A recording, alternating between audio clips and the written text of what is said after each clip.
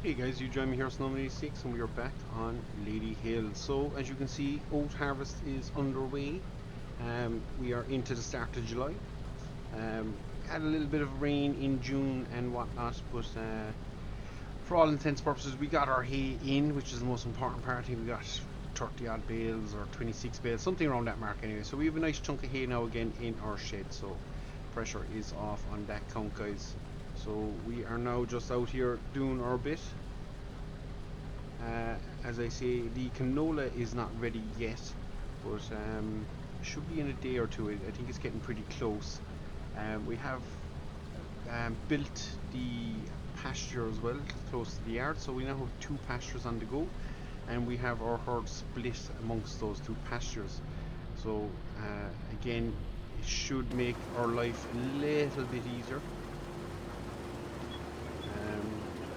Should in the optimal word there. Now the oats are yielding okay, but again I think oh wow, way out. The oats are mainly there for us to generate straw, so this should be more than enough straw for us. In fact, probably too much, so we'll probably end up selling a little bit again at some stage. Now the fact that the pins or the animals are out in pins means we're not producing slurry and we're not producing manure. So the trade-off for that is we don't need as much feed.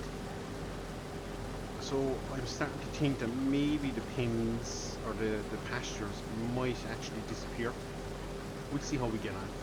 For now, we'll run with them this year, see how it works out. I think we might be better off changing our new pasture back to either a crop field and then cutting grass out of the other pasture. We'll probably see more benefit in terms of, what's the word I'm looking for, outputs I suppose from the animals, so we get more manure and slurry and stuff like that, and I think that's realistically where we probably should be aiming, because that's our free fertilizer, that's everything really. So thinking about it, I possibly think that's probably the way we should go. Again, we're just going to do some butchery harvesting there, get in there and get that cut. Yeah, so that's oh wow, that's what I'm thinking there, guys. We should probably actually keep the animals kind of pinned, so we could produce as much as resources off them as we can. Now it did take pressure off us in terms of silage and stuff, but I think this season we'll probably actually be okay. So yeah, that's the thoughts going on in my head at the moment. Maybe the pastures is a bad idea, but saying that, then we've about another 6 and 9 months, 15 months is it, before we actually produce any stock. So we'll have the bones of a year before we need to come up with the ability to house more animals, because at the moment we're currently running on 79 out of 80, I think is what we hold in the shed. Obviously we are going to sell some of them, and they will be sold actually before we bring them back in. I don't think we need to hold on to them. They've hit that 12-month mark, which I think is probably the most we're going. Well, obviously we hold them a bit longer, we get more out of them. I think 36 months is the peak, but there's no point us holding animals that we know we're not going to produce off of. So if we can get them to a good weight and a good cell number, which would be, to be fair, some of them are different. They won't all go around the same, but we're kind of averaging, I hate that now. We're kind of averaging, I think it's between maybe 5 to 800 head. We've 22 to sell. And that might change again. We'll have to flick through the stock and make sure we're not getting rid of anything we don't want to. So we'll just keep an eye on things like that. But yeah, it's looking pretty much like if we sell those, bring in the 55, I think then we'd have left, or 56. I'm not sure, whichever way it works anyway. Yeah, we would then be left with those animals in the yard. We'd have space for another 30-ish, 25. So yeah, we need to just make sure that we don't yeah, when it comes to, I suppose, the calves and stuff being born and raised, we need then a place to put them. So it's either more sheds, or some form of pin or something. I'm not sure. We just have to work on it. But for now, that's kind of where we're sitting, guys. So we have two pastures that we might just get rid of and convert to grass fields. Well, one could to a grass field, one could go back to arable, field 12, as it is a sizable field, and I think for now we're producing more than enough grass. So methinks we don't actually need it. Can I get around? I cannot. So we just jump external.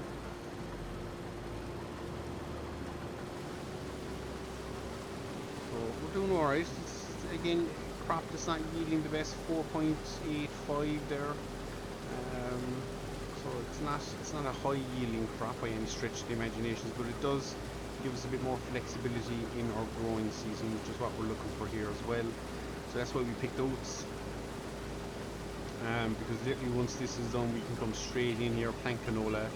Obviously we get the bales off and all that stuff, and because our canola is ready, we can literally do this harvest, jump in the baler, get out here, bale it, collect it, store it, start prepping this field straight away if we need to. We have the time, and that will get us maximum time then to plant canola and get going on that. Obviously canola fields will go to soybean, and then soybean, once we cut them, will be split to oat. So that's the way it's looking at the moment. So we won't complain too much. We have enough to keep us going, getting into a busy period again. So we'll see how much we squeeze in here onto this video, but yeah, we're definitely going to get the baling done. We mightn't get the canola planted and stuff, but we'll see how we go. Things have a funny way of working out sometimes, and as we always know, if we plan it, it probably isn't going to work out. So we'll just go with that. So we'll get across here once more, and we'll probably then have to, oh, we are way off again. We'll probably then have to unload. So, and it'll be a good chance as well to check on our yield tracker. Now, it doesn't track grass you cut, but if I convert that grass to hay, it does track it. So it's a bit strange. There is a tab for grass, but for some odd reason, unless we grass bale it maybe, that's maybe a way of tracking the yield. And then do silage, but because we're collecting forage, it actually is pretty hard to tell what we're doing.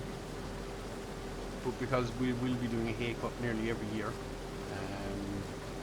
that is a way of tracking our grass and seeing how it's performing. So, but for the fields like this, every third year, this again in 3 years time will be oats, so we'll be out here harvesting oats so we can see, did we improve the yield, did it fall away, did we miss something, and see when we kind of reach that maximum plateau, and then if there's anything we can do even to change that. So that is all things that are possible now with that yield tracker. Like if we miss a liming session, or if we didn't lime this field now next year, how much would drop if we were to go oats again. Now I'm not sure, is there used to be, I think there used to be anyway, bonus for crop rotation. I just don't know is that in anymore. So yeah, it's a shame if they got rid of it, because crop rotation was a good thing, especially if you were playing with seasons and stuff.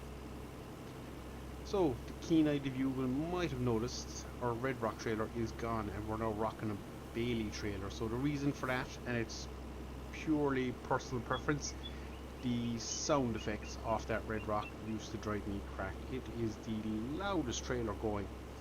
Love the trailer, love the mod, but that sound is just, yeah, it was too much for me. I couldn't. So we've gone to a Bailey trailer, and yeah, quite happy. It's a bit quieter on the roads, which is what we hoped for. So matches the old green team we've going on around the farm as well, which is good. So yeah, so a lot has happened. As I say, hay's in.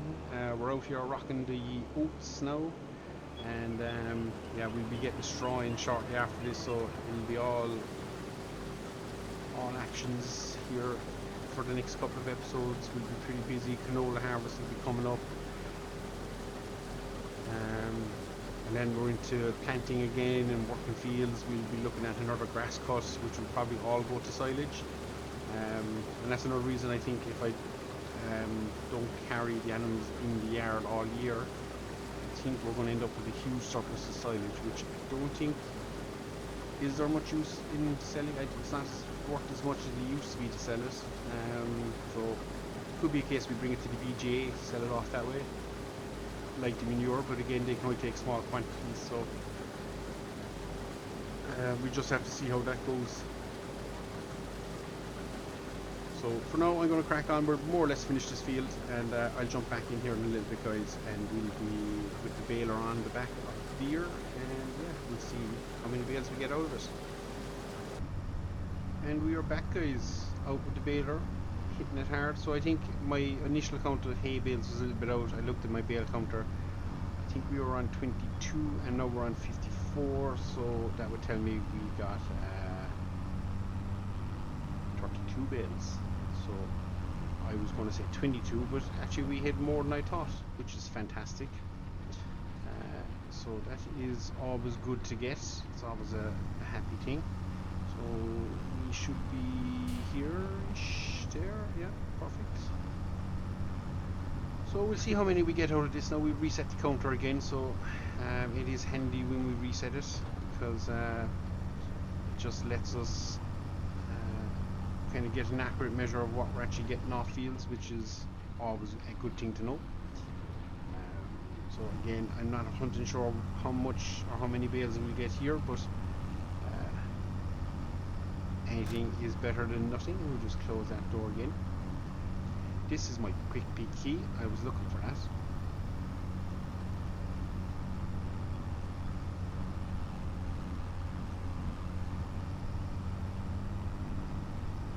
So anything around the 20 mark I think would be a fair estimate. We are currently running on 2. So we mightn't quite get 20. But yeah, we'll see how we go. I might have to re-judge that, maybe down to 12 to 15. But even at that, I don't know how many bales we used over the winter. But again, if we do manage to gather enough silage and what's the other one, hay, we could probably start reducing the amount of straw we're feeding our animals. So at the moment we're kind of doing 50-50 with the hay, just to conserve our hay, because we were going through pretty quick, and the quicker we burn through the hay, it just makes it a little bit harder for us. I knew there was a bale back there somewhere. So yeah, we'd want to be avoiding that as much as possible, really. So hopefully now that will allow us to do it. We might get more hay here towards the end of the summer. We just have to see. The grass is growing pretty quick.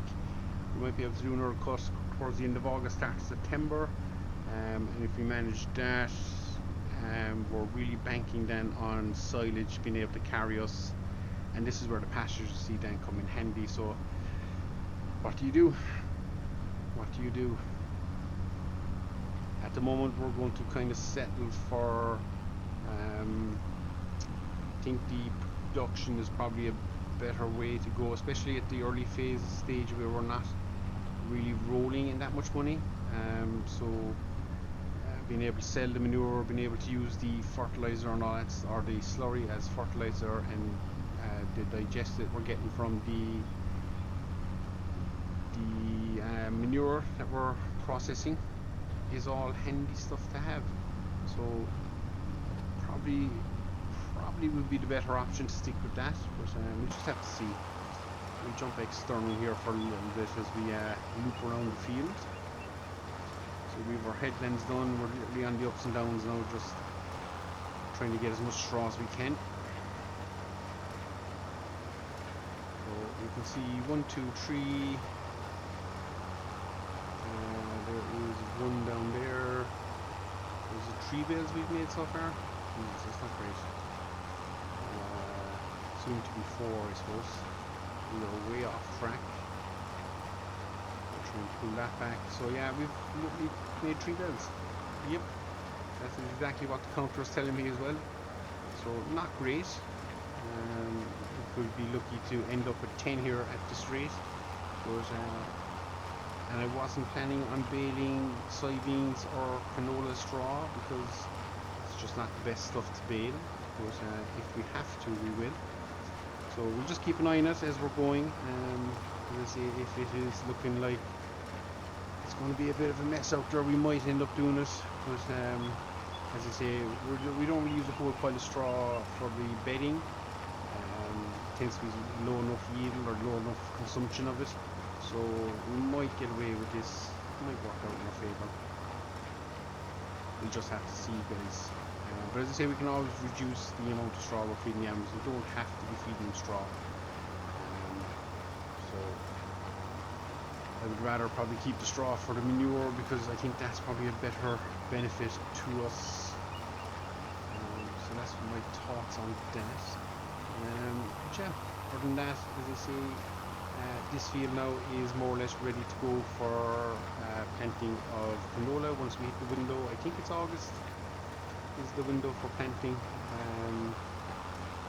So we'll probably try and get in here, do an early plant, and at least then next year's crop will be underway already. So yeah, that is the way it goes, guys. So we are going to crack on here again, and we're going to try and get as many bales in as we can, and I'll jump back in here then when we are wrapped up, and plan then will be, hopefully we'll do a quick kind of recap of where we are and what our plan is. I know we've been discussing it a bit, but I'll show you the pastures and work, and you can let me know, guys, what you think is the best way to go about it.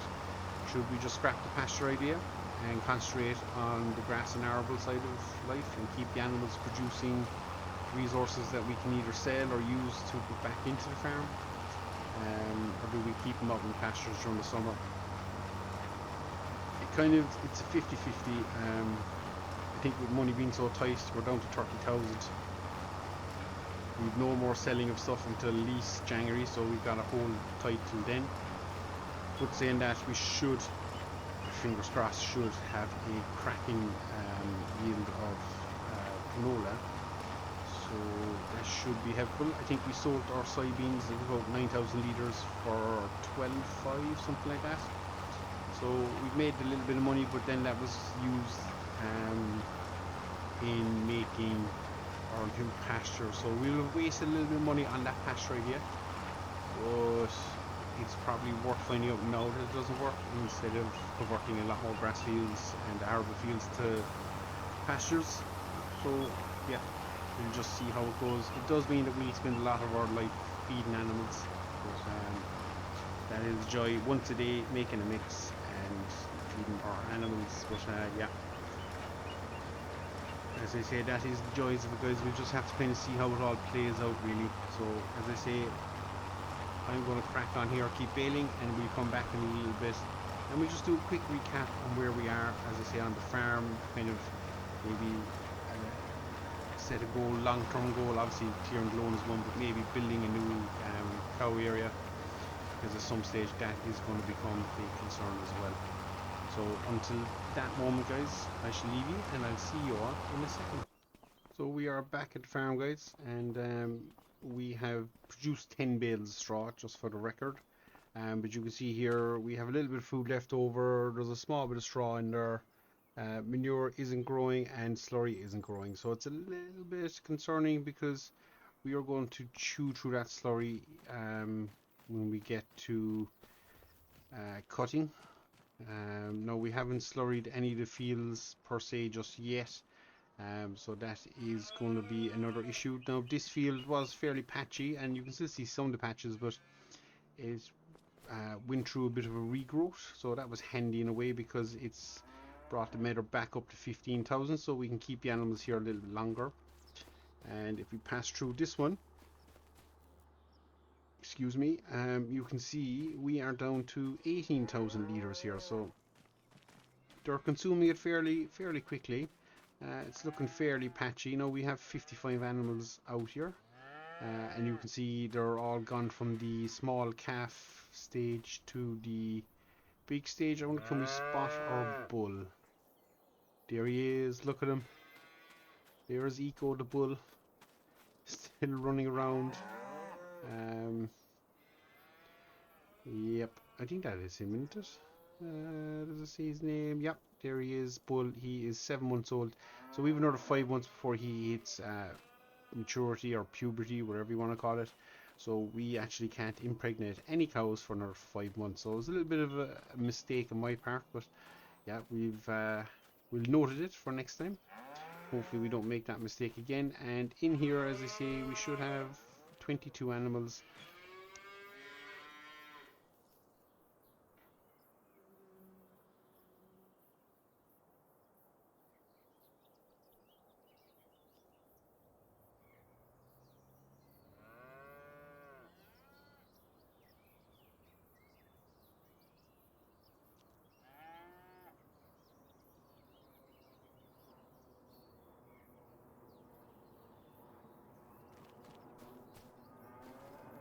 So in here we have 22 animals, guys, and yeah, they will more or less be sold when we're pulling them in off this pasture.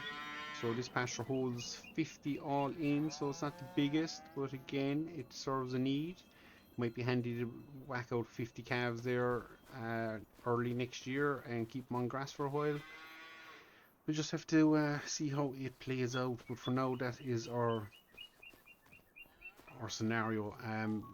Plans for the yard at some stage is this area here will be cleared. Get out the chainsaw and the bush cutter and do a bit of clearing.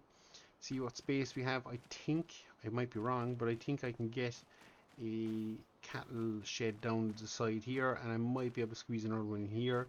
So that would set this entire area up then as cattle.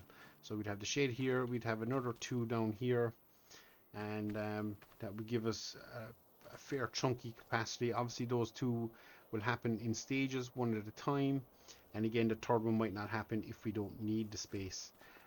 Saying that, we still have a little bit of space up around the back here where we can get down a little bit of a storage area just in this little square. Might be handy for bale storage, something like that. And again, we have a little bit of a flat area up here that we could potentially put down another one of these bunker silos. They tend to work better, I think, than the one that's in the game. They don't seem to leak as much, so that is a thing. That, ignore that, that's grass. I tipped that out over the side. I'm shocked it hasn't disappeared yet, but yeah, so that's where we are, guys. It's just a little quick update on the farm. You can see all of our hay bales in here. So we've managed to bulk up the storage in here, and the baler has been moved to a new spot. So yeah, so it's just a bit of a waiting game now until our canola comes in, which will hopefully be fairly soon, and hopefully the weather plays ball with us as well, guys. So until then, I've been Snowman86, this has been Ladyhill, and as always, guys, thank you very much for watching. We'll see you all again. Take care.